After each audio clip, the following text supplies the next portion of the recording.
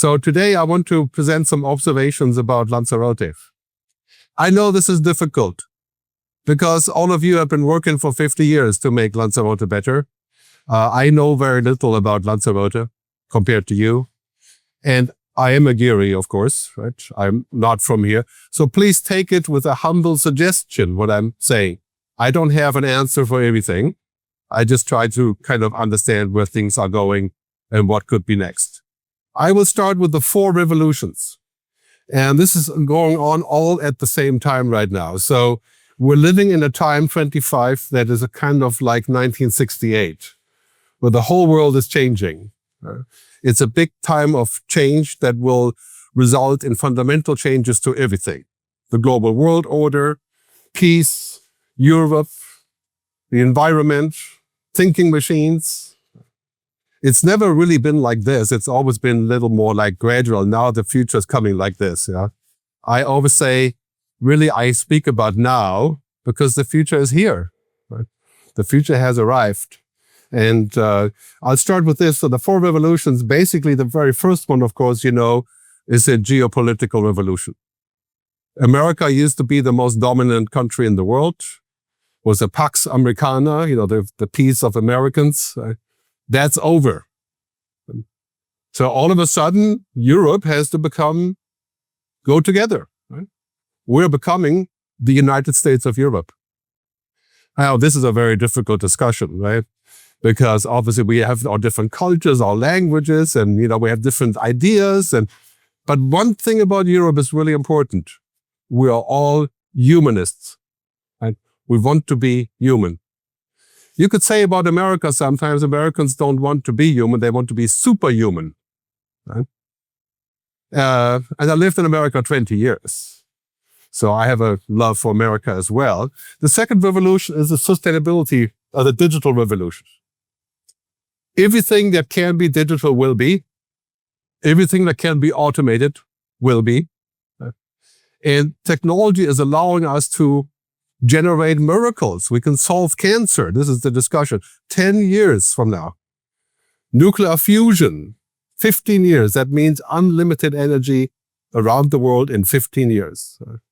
So I'll explain in more details what that means. The power of technology and invention is mind-boggling. But we need a lot of governance and working together to make technology good. We can use nuclear energy to make a power plant, or we can make a bomb. We can use artificial intelligence to help us solve problems, or we can make a super soldier. So I will discuss that later. The third one, sustainability, the green revolution. We have worked for 100 years to get ourselves into a very serious hole. The industrial society allowed us to prosper, to be older, to make more money. Right? But now we're at the end of this period. Now we have to go green because we're killing the planet. Right now we're heading towards 2 degrees global warming. That will be a major problem, especially for Lanzarote. But some are saying we're going to go to 4 degrees global warming, which is basically emergency every other day. Right? So, but the good news is we have solutions. We have all the tech, we have the science, we have the money, we have to have the will. So if you're not green by 2030, people will hate you. Okay? It's as simple as that. You have to also keep in mind that it's no longer my generation or your generation that is in charge between 50 and 70. It is the younger people, 25 to 45, who are coming into power. And they will hate you if you're a gas company, an oil company, killing the world. The largest company in the world, among others, Apple, Meta, Facebook, is Aramco, the Saudi Arabian oil company. Right? Now here's a company that's polluting, killing the planet, making the most money of all companies in the world. Right? It's a paradox that we have. The last one is the purpose revolution. Today, people don't want to just talk about money. You know, if you're 35 years old today, you want to talk about why you're doing things. Where is it going? Is it going to be good for everybody? You want to talk about the planet. You want to talk about peace. My generation, we talk about one thing, right? Profit and growth, right? Just going up. And this is changing now. The whole world is changing along those 4 revolutions. And we have a counter-revolution. Right? Our friend, may he remain unnamed, but you can probably tell who it is. Right? He is going back to the past. Right? So everything we're talking about here, America has a counter-proposal. Purpose? No. Sustainability? Later. Right? Technology should be everything. Right? Take over, make humans live forever. Right? So it's hard. It's a hard place right now because we're seeing the trend in the world, and then we see counter trends, which are disturbing. So this is basically the roadmap for Lanzarote. Right? Go digital, go green, go purpose. And it's obvious. And you've talked about this, I know, 30 years. Right? There have been, 20 times the vote for the eco-tax in the Canarian Parliament, like for a long time, right? This is not new. So I'll make a case for why that is still a very interesting proposal. So basically, I call this big blue, not IBM technology, big green, and big purple. Purple is the color of humans in India. So if you want to have a simple roadmap for your next meeting, right? Big blue, big green, big purple. That is the agenda. Right? And no matter what we think about current issues and current affairs, this is where we are going. Right? And we have lots of counter movements around the world that are making it hard to understand. But I always say business as usual is dead or dying. If you do business as usual, 10 years from now, you will not succeed. You will not be where you are today because there is no longer any such thing. Technology is changing everything. Climate emergency is changing everything. And the new generation coming in changes everything. We don't have the luxury to do business as usual because business as usual will basically collapse around us. So if we look this way, basically around artificial intelligence, which I'll explain in a second, we have all of these things becoming possible, going into the cloud, digital computing, and so on. But of course, the circular economy. We must give back what we take. I mean, if we gave back what we take in Lanzarote, we'd be great. Right? But, we have 3.5 million visitors who don't give back except for what they pay for Ryanair. Right? We need to think about that. How do we give back to people, the culture, the environment, nature, everything? Not just the hotels, right? Not just this. And the purpose, of course, is about this.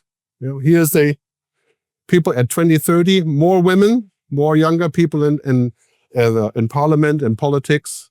That's the trend around the world. So one key message: the future is not about left, right, center politics. It isn't about traditional parties, socialism, capitalism, populism, you name it. It's only about one thing: good or bad. That is the question you should think about when you're sitting down in Parliament and Congress next time to talk about what the future holds. Is this going to be good or is it going to be bad? Because a lot of good things could be actually more of a right-wing nature. Right? A lot of bad things could be on the other side. So we have to think about what that means for politics and where we are going into this future. So one example with the millennials, we're clearly seeing the financial shift. The millennials are taking over and getting money from their parents, of course. Baby boomers are declining, which means the power of people like me, my age, determining politics, mostly older white guys, male white guys, that is changing. So it's a significant shift also in the power. So why is this urgent? The word urgent and Lanzarote don't fit together, right? It's usually more like a flow, right? We flow from one to the next. But now it's an urgent scenario because simply by 2030, if we haven't solved these problems, they're becoming very prominent. And in Lanzarote, we cannot solve climate change, right?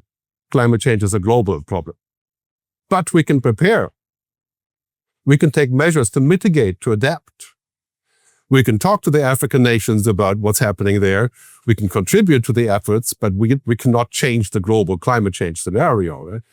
But we can do something about unemployment, for example, with technology. The estimates are that 67% of all simple jobs, sort of commodity jobs, can be automated with machines. So call center, driving, answering the phone, receptionist, planning, translation, right? I mean, this would not be a good thing if people do regular work. They can be replaced by machine. What do we think about that? Why is that urgent? We are in a time of exponential change. So don't think for a minute this is a gradual thing. It's not. We're here, right? We're at 4. And the exponential curve means in 10 years, we're at 512. Doubling in power of technology every 12 to 18 months. Moore's law, Metcalfe's law. And artificial intelligence doubling every 6 months in power. And we're talking exponential means if we have kids today, you're looking at a world in 20 years that's 1,000,000 times that different. I mean, it's hard to imagine what that would mean. We are at a fork in the road moment. A fork in the road means we're making decisions today that will be make it or break it in the future. Okay. 2 major things. How do we deal with climate change and energy? I'll get to that in a second. The second one, what do we do about intelligent machines? Those are fundamental existential issues. The good news is climate change, we can solve. We have the tech. We know what to do. We're just not doing it. Okay. This is the short answer to that problem. Yes, we know exactly what to do. This is a big topic which I'll cover a little bit later in the next section. So, exponential change, compounding, coming together, emergencies. And of course, every emergency is also an opportunity. So I don't see it so negatively. Here in Lanzarote, water, energy, climate, housing, environment, massification. I could go on another 20, right? A beautiful place with beautiful problems. Now we're here at the beginning, right? We're here at 4. In 3 years, we are here. In 5 years, we are here. Right? In 10 years, we're here. Right? This is what's happening. So we can decide, do we want to build a good future or a bad future for our kids, for ourselves? We have to take urgent action on many of those issues because time is going by much quicker than we thought. So now there's great opportunities, and it's amazing how much Lanzarote has kept its nature and its charm despite all of those things. I live in Las Brenas. I have a house in Las Brenas, which is still very much like it was 20 years ago. It's amazing how we can actually prevent things from happening. So it's an opportunity and a challenge. We have to live up to this. We cannot say, okay, we avoid the challenge because, it's going to be change in our societal structure. This is what happens when you don't take change. I was involved with the Bali project a long time ago for Telkom Indonesia. And this is the latest report from Bali. Bali has turned from a paradise into a sinkhole for plastic. So I'll give you a short slideshow here, right? I mean, when you see this, it breaks your heart. Because 20 years ago when I was there, we said, let's forbid plastic and have a fee for plastic and outlaw, and this is what we have today. Right? And the sad part is that this is not just from Bali, it's from all the other countries here around Bali that have plastic in the water and, leading to pollution that you would not believe if you ever thought of going to Bali. This is the saddest one here at the end, what it does to wildlife.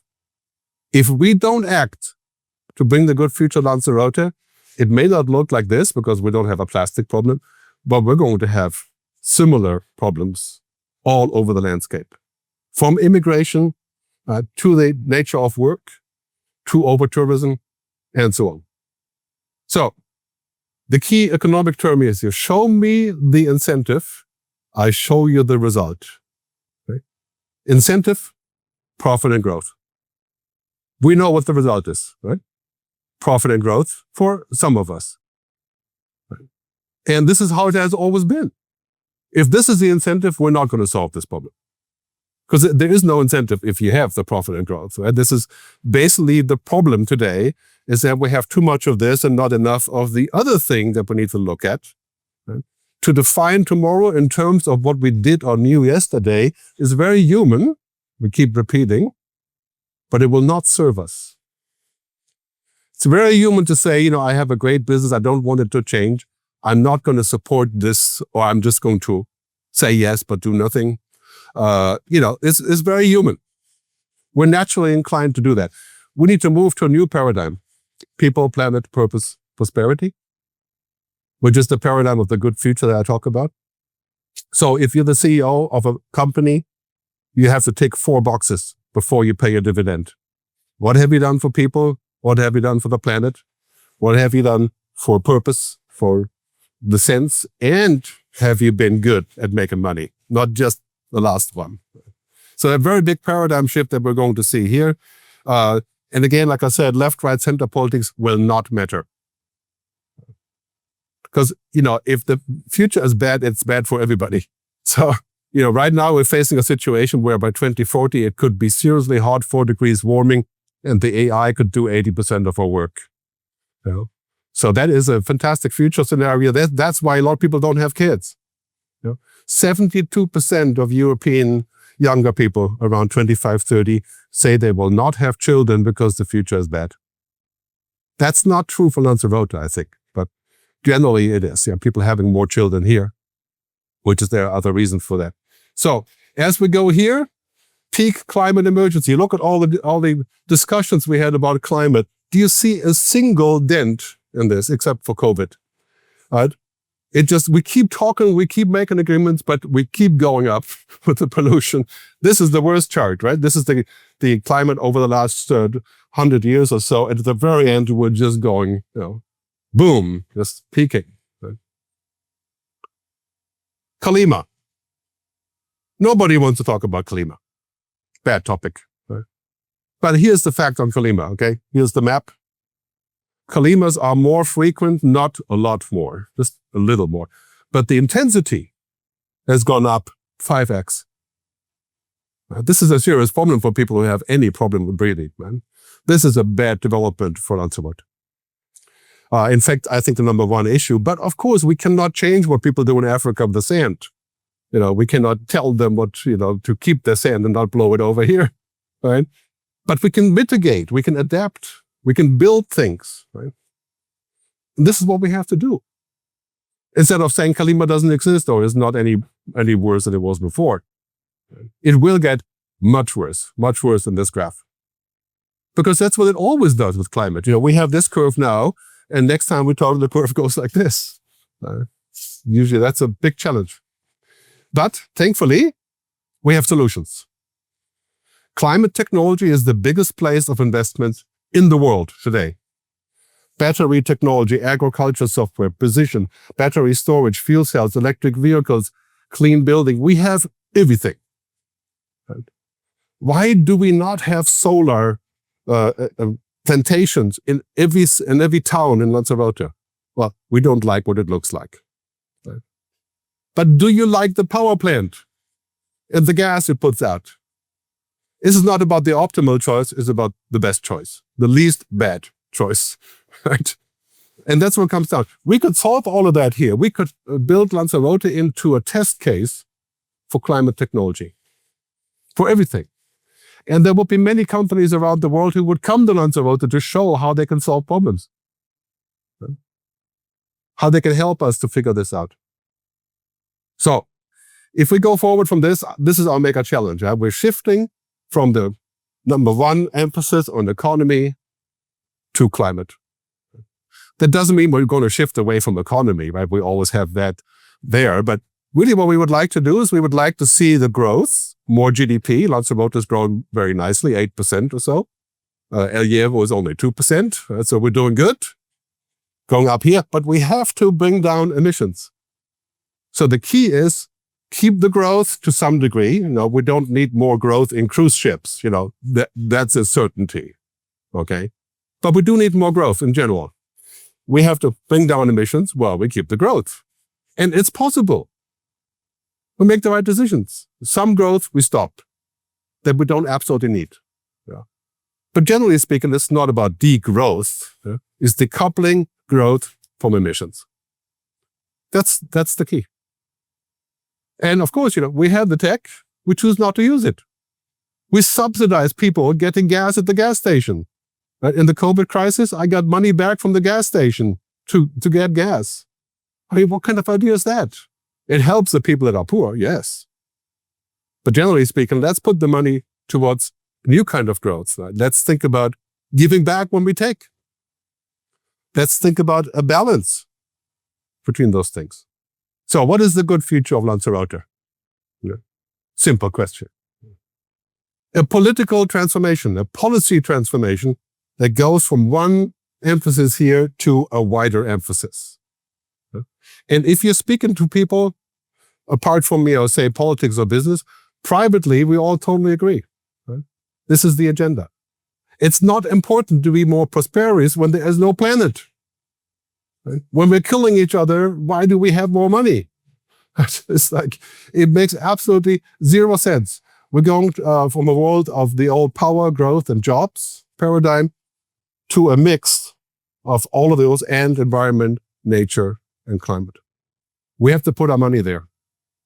We can't keep saying we're going to put money here because this system is collapsing. Do you want Lanzarote to look like Bali in 2040? Yes, no plastic, probably no plastic, right?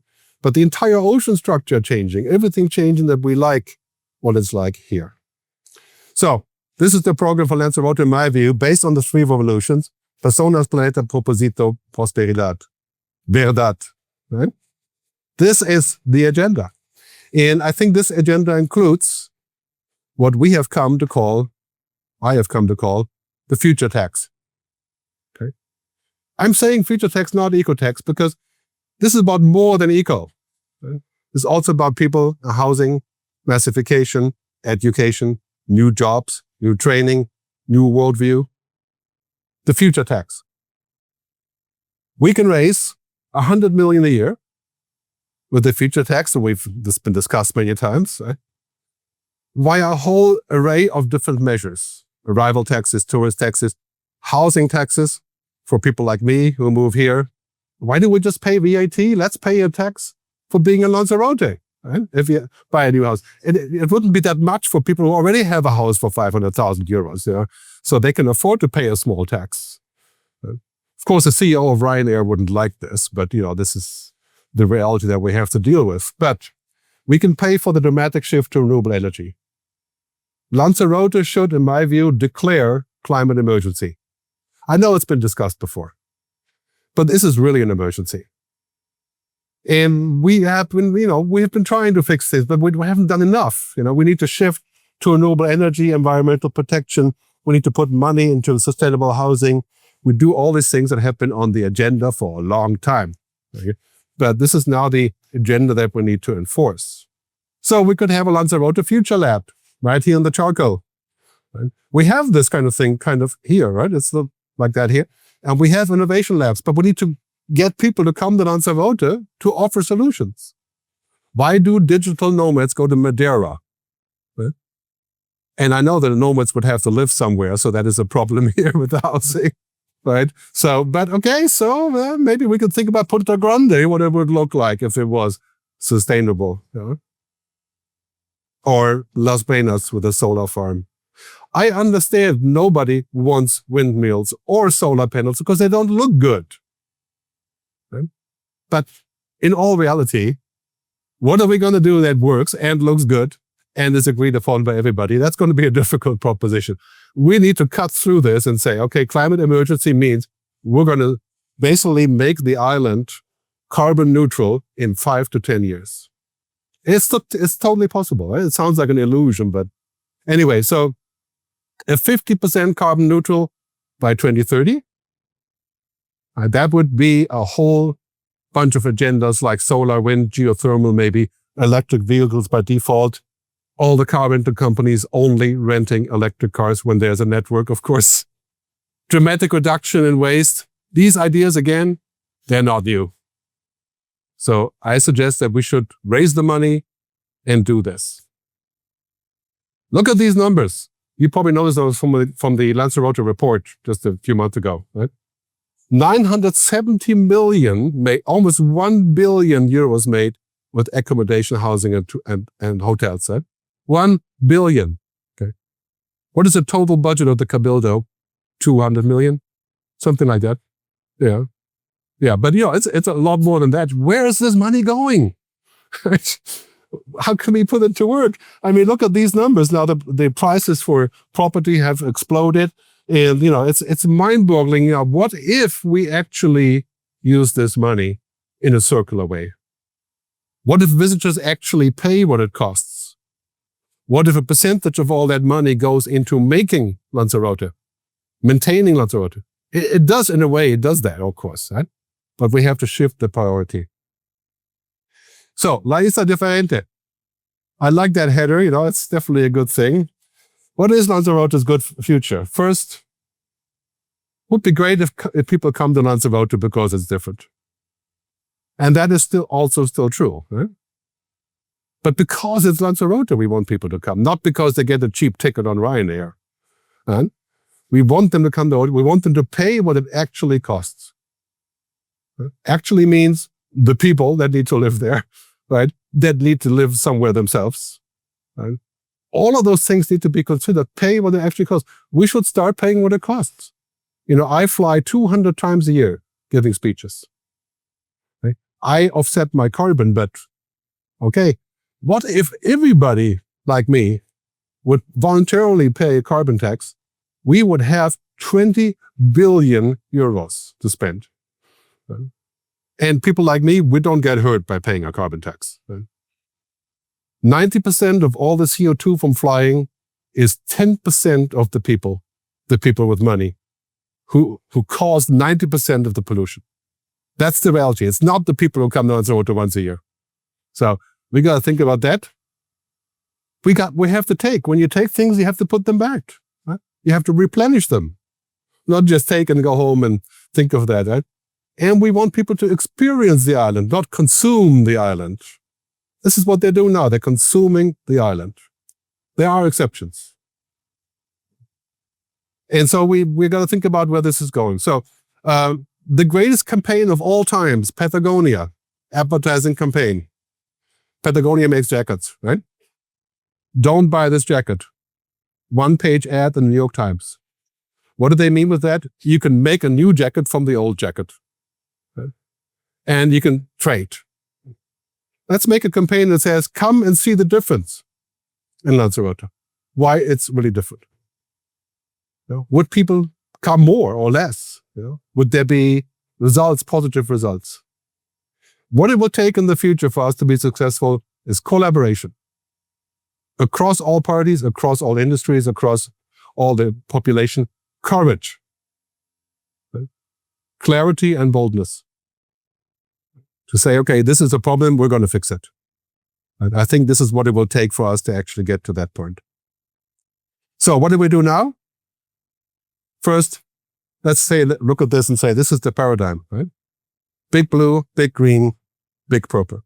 That is the official paradigm. That's where we want to go. That's where the future money is. On top of that, of course, the 4 Ps. Because now we have a choice. Yeah? We are, in effect, by doing little, making a bad choice. Right? We want to make a good choice. We have to actually do something. And not to say that we're not actually do something, but we're a little bit late in all these things, right? It's time for action today because the opportunity is today. It's a choice that we make.